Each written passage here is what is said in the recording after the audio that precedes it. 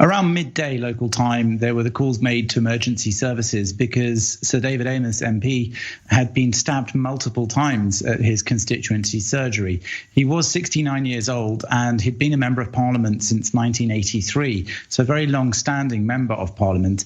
But the constituency surgery is a time when MPs are perhaps most at risk because it's when they meet members of their constituency.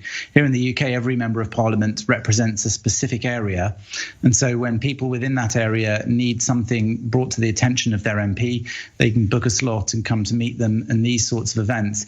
And that, of course, opens them up to meeting members of the public. Sometimes those people can be very angry because of their own particular life circumstances, or sometimes they can be violent extremists. We don't yet know much more about the man who has been arrested for stabbing Sir David Amess, but we do know that tragically 3 hours after the call was made to emergency services, he did die. The air ambulance had arrived and tried to treat him on the spot in the location where it all took place. But the news came out eventually that this family man, a long-term Conservative member of Parliament, had died.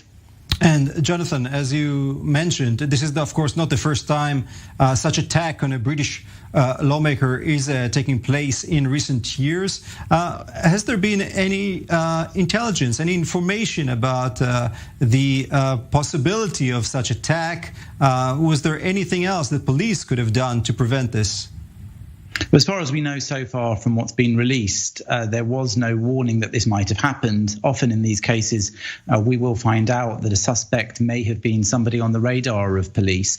We don't know if that's the case at the moment. But over the last couple of decades, there have indeed been similar cases of MPs being attacked during their constituency surgeries. There was the murder of Labour MP Jo Cox in 2016. There was Stephen Timms, who was stabbed in 2010 by a 21-year-old woman who was convicted of his attempted murder. And Nigel Jones, a Liberal Democrat MP, was also attacked in 2000 with a Japanese sword. His assistant was killed in that attack and he was injured, requiring 57 stitches to close the wounds in his hands. So it's not the first time this has happened, and that's why there will be more questions asked about security for members of Parliament, particularly in their constituency surgeries when they are open to attacks from members of the public. So whether or not there'll be a toughening of the security for them or not remains to be seen. And it's a controversial issue because this is one of the bedrocks of British democracy, the idea that you can go and meet your own MP and lobby them to help you on your own particular circumstances. It's something that many MPs hold dear, and it means that they can go back to Parliament and make your case. Indeed, this MP was known for championing his causes and the causes of those in his constituency. He's written himself in his recent book about the tightened security after the death of Jo Cox in relatively tragically similar circumstances. So as yet, more is being released by police as it comes out, and we'll be looking, I'm sure, at these questions about security going forwards.